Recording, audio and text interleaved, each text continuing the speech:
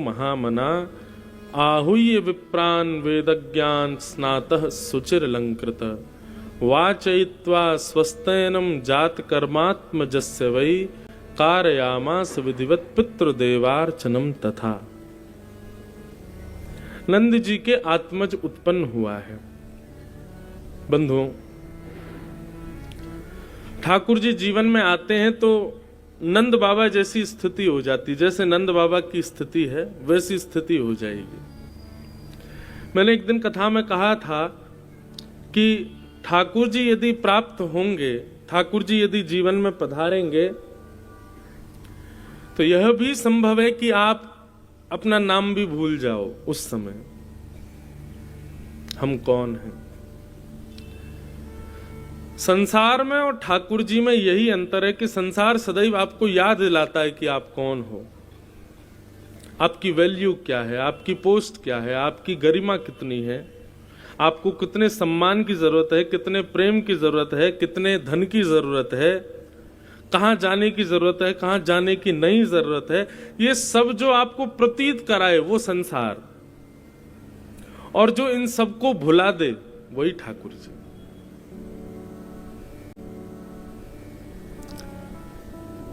भक्त लोग जो होते हैं ना वो ज्यादा चतुर नहीं होते।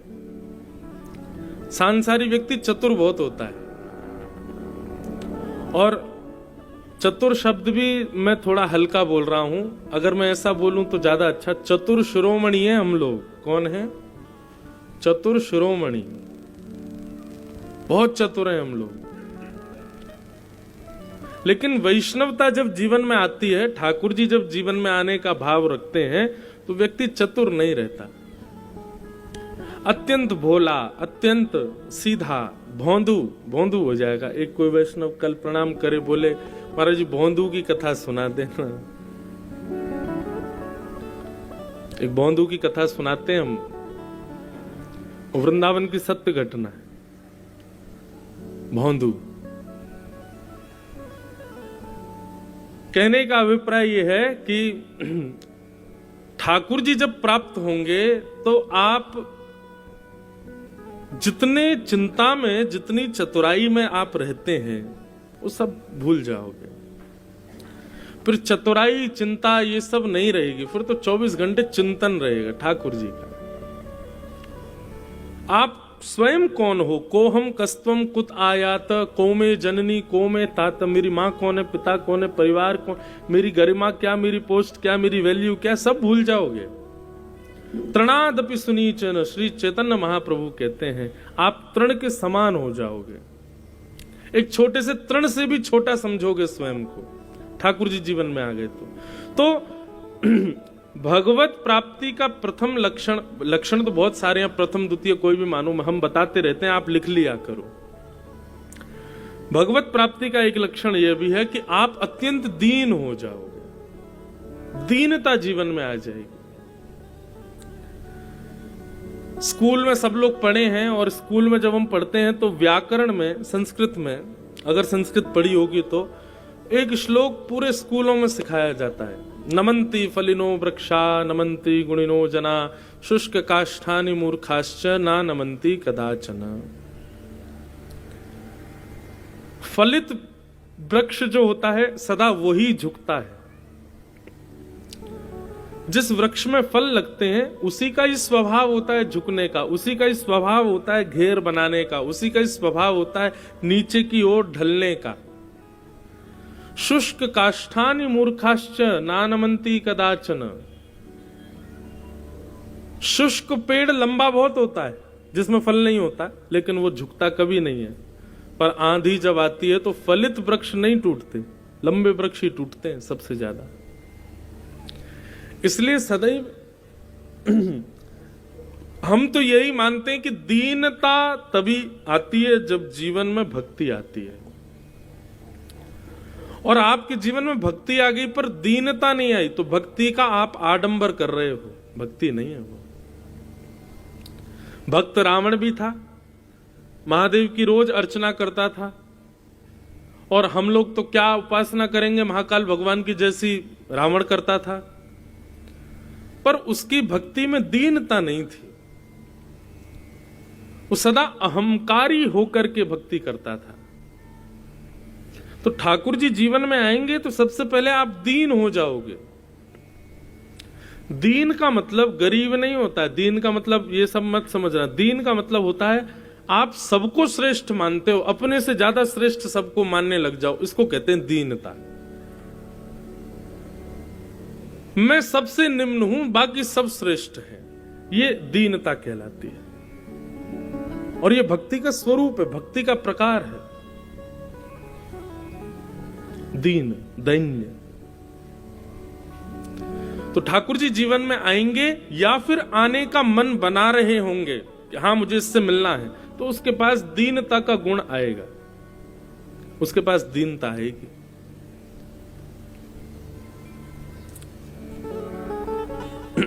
चर्चा क्या कर रहे थे कि नंद जी के घर लाला भयो है, और जब ते भैया लाला भयो है तब ते नंद बाबा की कोई सुध नहीं है। नंद बाबा तो बड़े आनंद में हैं। नंद बाबा का पहला स्वभाव यह हुआ कि नंद बाबा अति दीन हो गए।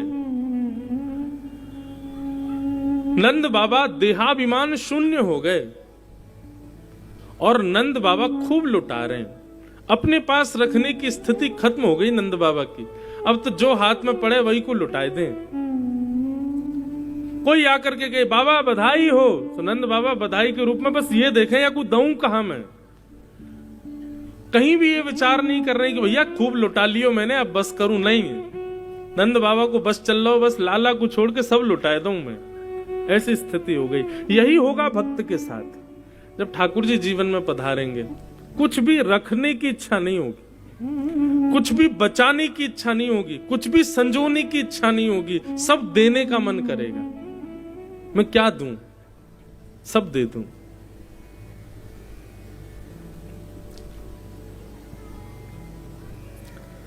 मोल भाव करने वाला व्यक्ति वैष्णव नहीं कहलाता ठाकुर जी के संबंध में। और संबंधों में करे बात अलग है। कभी कभी वृंदावन में हम लोग देखते हैं कि लोग बाग अपने ठाकुर जी की पोशाक खरीदते हैं या ठाकुर जी के लिए कुछ सामान खरीदते हैं, दुकानदार से लड़ लेते हैं, महाराज इतना करो, जे करो। अरे इतना महंगा कैसे नेक्से से ठाकुर जी हमारे? अरे जितने नेक्से से ठाकुर जी उतना खर्चा करो उनके ऊपर। मूवी लवर्स ठाकुर जी के लिए क्यों विचार करना? हमारे छोटे से श्रीनाथ जी हैं, छोटे से गिरधर लाल हैं, पर महाराज खूब राज ठाट में रहते हैं हमारे लाल जी, कोई दिक्कत नहीं। वैसे तो हम कुछ कर नहीं सकते उनके लिए, लेकिन फिर भी मन होता है क्या कर दें, ये भी कम है जो कर रहे हैं, और करें। ठाकुर जी के लिए मन में यदि ये भाव आ गया कि खूब तो कर दिया, तो आप वैष्णव नहीं हो। कभी मन भरे ही ना करने से, और क्या करूं, और क्या करूं, और क्या प्रदान करूं, ठाकुर जी के लिए कहां तक मैं करता जाऊं, ये विचार रहना चाहिए। तो नंद बाबा ऐसे ही हो गए, सबको लुटा रहे हैं, सबको दे रहे हैं, जो प्राप्त हो जाए, हाथ में जो पड़ जाए उसी को ही लुटा देते हैं। ऐसे आनंद में नंद बाबा भर गए हैं। ब्राह्मणों का खूब सम्मान किया। तीसरी स्थिति बंधुओं, ठाकुर जी जीवन में आएंगे तो भावुक हो जाओगे। कोई प्रेम की दो शब्द भी कहेगा ना, आपका हृदय गदगद हो जाएगा, नेत्रों से विरल अश्रुधार गिरने लगेगी, ऐसी स्थिति हो जाएगी। नंद बाबा भावुक हो गए। कोई भी आकर के नंद बाबा से कहता बाबा बधाई हो, बाबा तुरंत हृदय ते लगा ले, अरे भैया तेरो ही तो लाला भयो है, तुम को बधाई दे रहो, खूब रोमे वासे गले लग के। ऐसे पूरे ब्रजमंडल की स्थिति हो गई है। नंद बाबा यशोदा फूले नहीं समा रहे हैं, सब ब्रजवासी आनंद में गा रहे हैं। धन्य भाग्यते यशोदा मैया, ऐसो सुत तेने जायो, पूर्ण ब्रह्म जगत को स्वामी, सो तेने गोद खिलायो, पूर्ण ब्रह्म जगत को स्वामी, सो तेने गोद खिलायो, या तू मगवा दे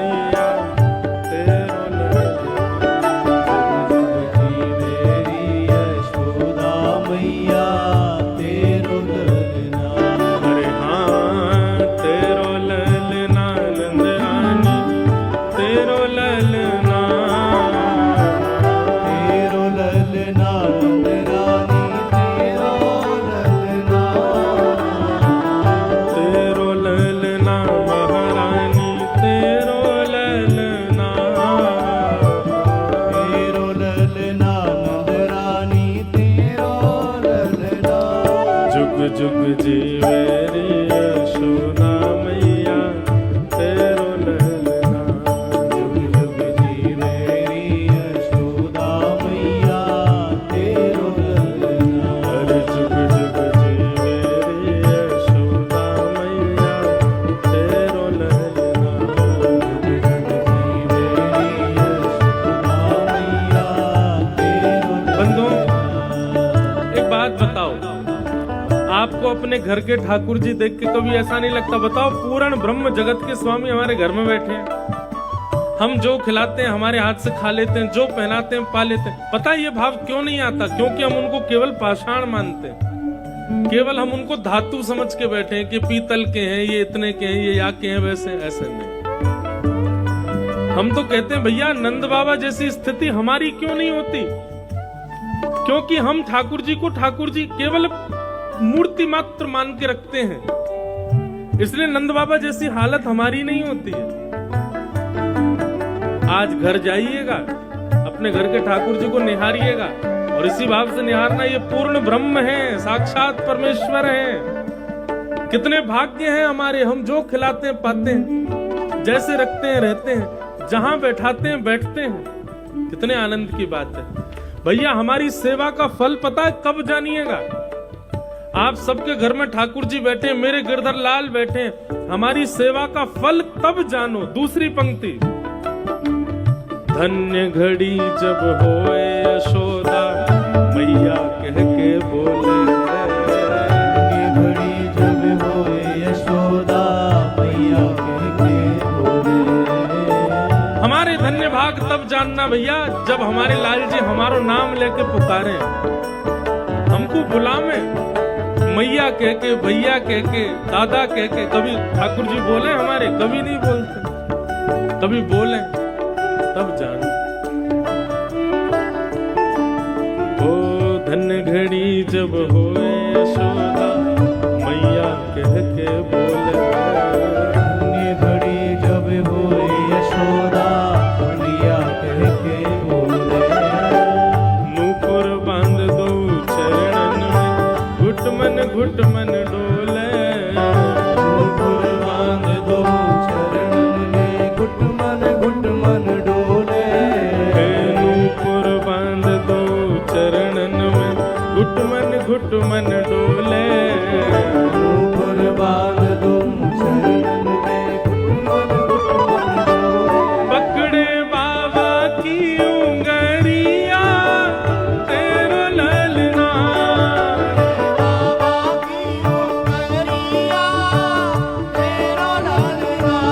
पकड़े बाबा की उंगरिया तेरो ललना।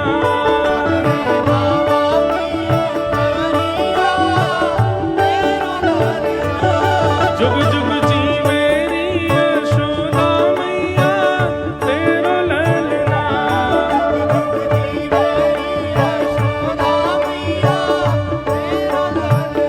अरे जुग जुग जीवे रे यशोदा मैया तेरो ललना।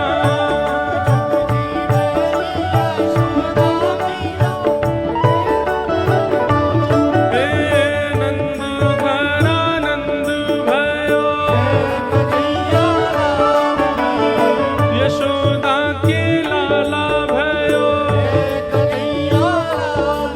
हे नंद घरा नंद भयो, हे नंद घरा नंद भयो। पूरे ब्रजमंडल में आनंद है रो भैया, पर ऐसो आनंद हम लोगन को काय को ना होवे। आज की कथा ब्रजभाषा में होगी, समझिएगा सब। ऐसो आनंद हमको काय को ना होवे, क्योंकि हम लाल जी को अपनो लाल जी माने ही ना है। नहीं तो हर दिन निहार करके आपके मन में आवेगी, ऐसे ही देखत रहूं तो मैं जन्म सफल कर मानूं। एक बात बिल्कुल सत्य बताइएगा, हमें अपने घर के ठाकुर जी में और श्री वृंदावन बिहारी लाल जी में भेद दिखता है। हमको ऐसा लगता है कि वृंदावन बिहारी जी ज्यादा श्रेष्ठ हैं, हमारे घर के इतने श्रेष्ठ नहीं है। नाथ द्वार में जो श्री जी बाबा विराज रहे हैं, ये ज्यादा श्रेष्ठ हैं, हमारे घर के श्रेष्ठ नहीं है। ये जो अंतर हम लोग देखने लग जाते हैं ना, इसी से ही पता चल जाता है कि हमारी भक्ति किस स्तर की है। नहीं, जहां जैसे जिस भाव में ठाकुर जी दिखाई दें, सब में एक समत्व भाव होना चाहिए, उनमें अंतर बुद्धि नहीं होनी चाहिए कि वो मंदिर में बैठे हैं तो वो ज्यादा श्रेष्ठ है, हमारे घर में जो हैं वो इतने श्रेष्ठ नहीं है। श्रेष्ठता ठाकुर जी के मंदिर में विराजमान होने से, श्री विग्रह में होने से मात्र नहीं है, आपके भाव में है। भाव से स्वीकार करो ठाकुर जी को। नंद बाबा आनंदित हो गए, सबको लुटा रहे हैं, खूब सामग्री दे रहे हैं, खूब आनंद के साथ में पूरे ब्रजमंडल में उत्सव मन रहा था। अच्छा, एक और बात, नंद बाबा जितना दान कर रहे हैं ना, उसका भी कहीं ढिंडोरा नहीं पिटवा रहे हैं कि भैया देखो हमने कितना दान कियो। नंद बाबा कई बार तो ऐसे ऐसे दान भी करते हैं कि किसी को पता भी नहीं चलता और नंद बाबा दे देते हैं। एक जगह वर्णन आता है कि नंद बाबा ने ब्राह्मणों को बुला करके बड़े बड़े थाल में चावलों के पहाड़ बना के, दाल के पहाड़ बना करके उन ब्राह्मणों को दान किया। तो ब्राह्मण बड़े निराश हो गए, बोले कि नंद बाबा सबन को तो सोना चांदी हीरे जवाहरात बांट रहे हो, हमको एक आध चावल के पहाड़, दाल के पहाड़ छोटे छोटे बना करके थालों में दे रहे हो। नंद बाबा बोले भैया अब हमारी इतनी ही स्थिति है, अब आप स्वीकार करो। ब्राह्मण बोले क्या बोले, ठीक है नंद बाबा जैसी आपकी इच्छा। ब्राह्मण लेकर के चले गए, ब्राह्मणियों को जाके बोले ले कोई डब्बा में भर ले, कितनो सारो चावल आयो है। ब्राह्मणी बोली कहां से भर लाए इतने चावल दाल, ये सब कहां रखेंगे। बोले अब रखो, नंद बाबा ने बधाई में दिए, या तो बढ़िया तो धनी दे देते। लेकिन जैसे ही ब्राह्मणियों ने वो थालों में बने हुए पहाड़ आदि उनको ऐसे भर करके जैसे ही डिब्बों में भरना चाहा, तो बाहर से वो चावल और दाल और गेहूं के पहाड़ थे, भीतर उनमें मड़ियां रखी थी, भीतर उनमें सुंदर सुंदर रत्न रखे थे, हीरे रखे थे, जवाहरात रखे थे। सब ब्राह्मण अपने घर में भावुक हो गए, नेत्र सबके भराए, बोले जय हो नंद बाबा, आप जैसी स्थिति कोई की नहीं।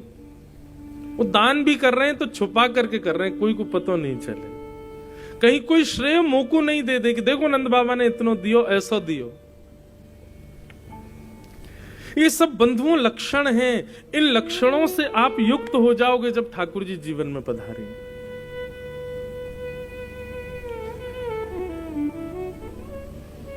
एक अद्भुत सा मन हो जाता है, कोई सुध नहीं रहती फिर।